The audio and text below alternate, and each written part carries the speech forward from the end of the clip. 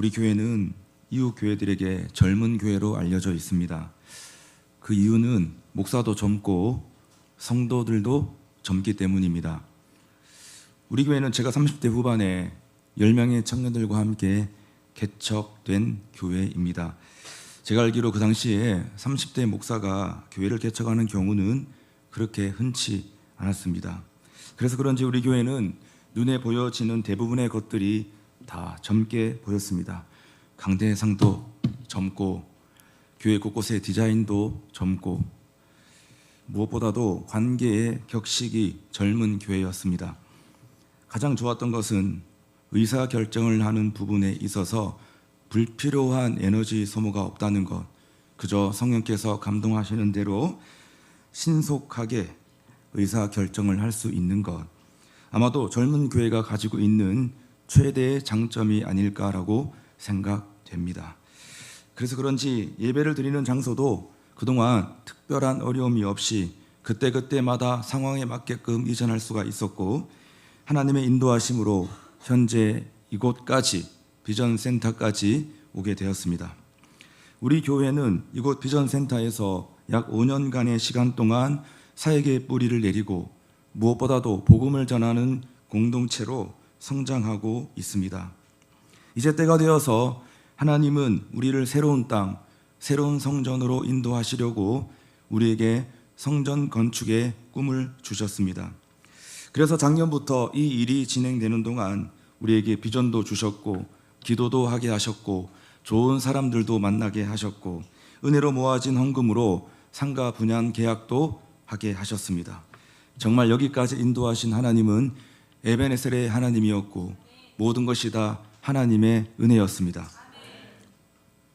그러나 모든 일이 다 그렇듯이 모든 게 다 우리의 예상대로 진행되는 법은 없습니다. 하나님의 뜻을 이루어가다 보면 예상하지 못했던 복병을 만나기도 하고 장애물을 만나기도 합니다. 하나님의 나라는 푸른 초장 위에 세워지는 나라가 아니라 위기와 영적 싸움을 통해서 세워지는 나라이기 때문입니다. 그렇다면 하나님은 왜 우리에게 어려움과 위기를 주실까요? 이유는 간단합니다. 기도하라고, 하나님만을 의지하라고, 하나님은 우리에게 때로는 위기와 어려움을 주시는 것입니다. 우리는 그 위기와 어려움의 시간을 통과하면서 우리의 영이 정결해지고 우리의 영이 겸손해지고 우리의 믿음이 바뀌어가는 놀라운 역사를 경험합니다. 늘 하나님의 관심은 거기에 있습니다. 나의 내적 동기가 새로워지고 정결해지고 바뀌어지는 것, 여러분 이것이 성령 충만의 역사이고 이것이 바로 하나님의 관심입니다. 성령 충만을 우리가 너무나 물량의 개념으로 받아들이면 안 되는 거예요. 성령 충만은 내 마음이 새로워지고 내 동기가 새로워지고 거룩해지고 바뀌어지는 것, 그것이 바로 성령 충만의 역사이고 성령 충만의 현상인 것에 대해서 우리는 즉시해야 할 것입니다. 1993년 초 삼성의 이건희 회장은 미국 LA의 한 대형 매장을 방문했다가 큰 충격을 받았습니다. 삼성전자 TV가 매장 구석에 먼지가 쌓인 채 처박혀 있었기 때문입니다. 이 사건은 그해 삼성의 신경영을 발표하는 계기가 되었는데요. 그 신경영 발표를 독일 프랑크푸르트에서 했기 때문에 일명 프랑크푸르트 선언이라고도 합니다. 프랑크푸르트 선언의 골자가 무엇이냐? 바로 개혁이었습니다. 이건희 회장은 개혁의 의지를 아주 노골적인 언어로 표현을 했는데요. 그 표현이 무엇이었냐? 아시는 분은 아시겠지만 마누라와 자식만 빼놓고 다 바꾸라는 것이었습니다. 프랑크푸르트 선언은 단순히 선언으로만 끝나지 않았습니다. 그 선언이 있은 지 2년 후 1995년 삼성은 삼성 애니콜이라고 하는 휴대전화 2000대를 삼성의 모든 임직원들에게 선물로 나누어 주었습니다.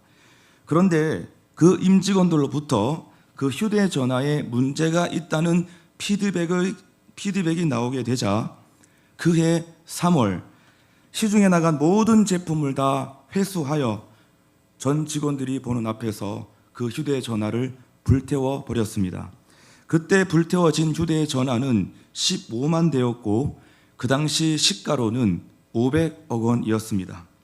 그게 바로 그 유명한 애니콜 화형식 사건이었습니다. 이후 놀라운 일이 일어났습니다. 프랑크푸르트 선언 이후 삼성전자는 끊임없는 연구 개발과 개혁 끝에 휴대폰 시장에서의 전 세계 1위, TV 시장의 전 세계 1위의 기업이 되었습니다. TV 시장은 지금까지도 판매량 전 세계 1위의 자리를 어떤 나라와 기업에도 내어주지 않고 있습니다. 우리나라는 진보와 보수의 대립이 그 어느 때보다도 극심합니다. 그러나 진보와 보수는 서로 갈등하며 적대시해야만 하는 개념이 아닙니다. 왜냐하면 진리는 진보냐 보수냐의 한 입장으로만은 절대로 담아낼 수 없기 때문입니다. 다시 말해서 진리는 진보와 보수의 입장을 총동원해야만 담아낼 수 있습니다. 그러므로 자신이 보수라고 해서 진보를 죄악시하거나 자신이 진보라고 해서 보수를 무시하거나 깔본다면 그는 절대로 진리에 접근할 수 없습니다. 오늘 본문에서 예수님은 새 포도주는 새 부대에 담아야 한다고 말씀하고 계십니다. 여기서 말하는 새 포도주라고 하는 것은 진리의 말씀을 의미하는 것입니다. 그런데 진리로 상징되는 이 새 포도주의 특징이 있는데 새 포도주의 특징은 발효로 인한 폭발력과 팽창력입니다. 진리는 아무리 시간이 지나도 새 것이기 때문에 발효로 인한 폭발력은 쇠하지 않습니다. 그러므로 부대가 낡으면 폭발력을 감당할 수 없기 때문에 그 부대는 터지게 되고 그 부대가 터지게 되면 포도주를 다 쏟게 되고 말 것입니다. 그러니까 늘 새 포도주를 담아내려면 낡은 부대를 새 부대로 바꾸어 주어야 한다는 말씀이 바로 오늘 본문의 예수님의 말씀입니다. 포도주를 쏟지 않고 잘 담아내는 것을 우리는 보수라고 합니다. 그런데 그 진리의 포도주를 보수하려면, 그 진리의 포도주를 지켜내려면 그 진리를 담아내는 부대는 늘 새로워져야 합니다. 그러므로 포도주는 보수의 개념이고 새 부대는 진보의 개념입니다. 이와 같이 오늘 예수님의 말씀을 근거로 한다면 우리는 매우 중요한 사실 하나를 발견합니다. 그것은 진보하지 않으면 보수할 수 없다. 진보하지 않으면 지켜낼 수 없다는 것입니다.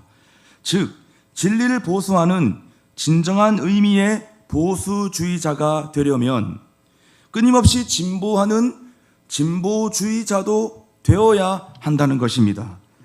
그러나 무조건 보수주의만 생각하고 진보를 거부한다면 그 부대는 낡은 부대가 되어서 포도주는 다 쏟게 될 것이고 결국은 자신의 입장만 보수하려고 하는 그런 사람이 될 것입니다. 우리 교회는 꽤 젊고 개혁적인 이미지로 사회계 진보를 그간 추구하며 살아왔지만 점점 갈수록 느껴지는 이미지는 자신의 입장만 보수하려고 하는 그런 느낌이 물씬 풍기기도 한다는 사실을 제가 요즘 경험하고 있습니다. 그 이유가 무엇일까요? 새로워지고자 하는 열망이 사라지고 있기 때문입니다. 변화하고자 하는 열망이 사라지고 있기 때문입니다.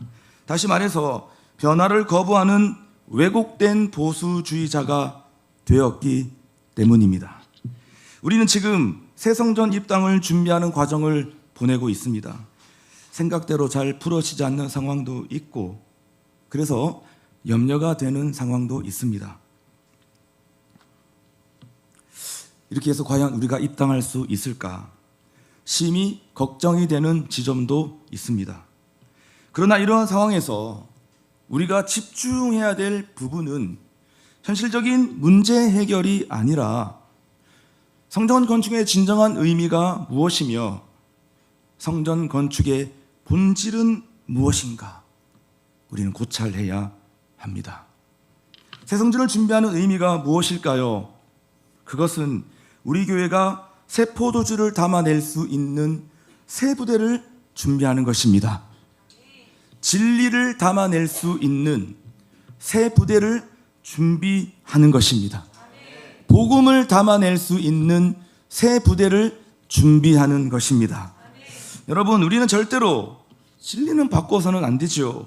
진리는 목숨을 걸고 보수해야 합니다. 다시 말해서 이런 면에서는 절대로 양보 없는 보수주의자가 되어야 합니다. 그러나 낡았다고 생각되어지는 부대가 있다면 우리는 가차 없이 바꾸어야 합니다.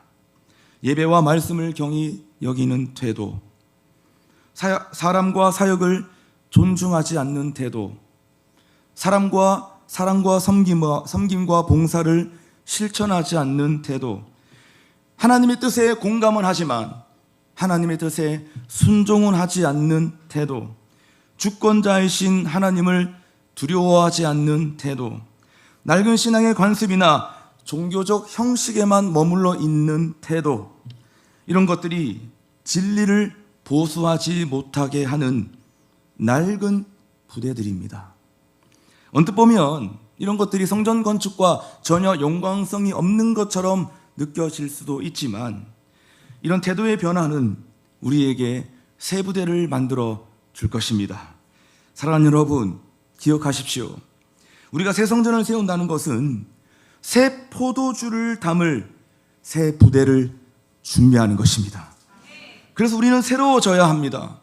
건축의 과정 속에 힘든 장벽을 만날 때도 있지만 우리를 정결케 하시는 하나님을 의지하고 신앙의 진보를 만들어내고 새 부대를 만들어가는 거룩한 도전을 감당해야 하는 시점이 새 성전을 준비하고 입당을 준비하는 우리 모든 공동체원들의 정신이 되어야 하고 우리의 믿음이 되어야 하는 것입니다.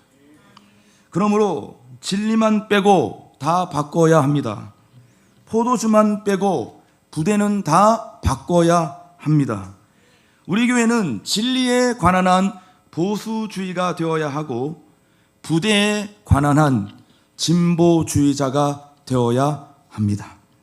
말씀을 마무리하겠습니다. 새 부대를 준비하는 교회가 되기 위해서 우리가 제일 먼저 바꾸어야 할 부대가 무엇일까요? 그것은 나 자신입니다.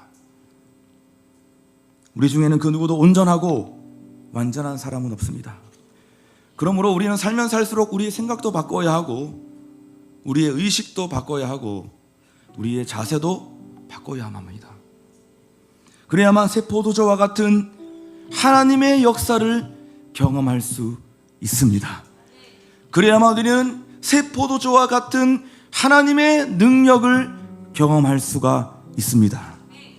건축을 준비하는 과정 속에 자꾸 다른 사람을 바꾸려고 하고 다른 사람을 동원하려고 하는 마음보다 각자가 하나님 앞에서 순전함으로 반응한다면 하나님이 마음껏 발효하실 수 있는 새 성전이 될 것입니다.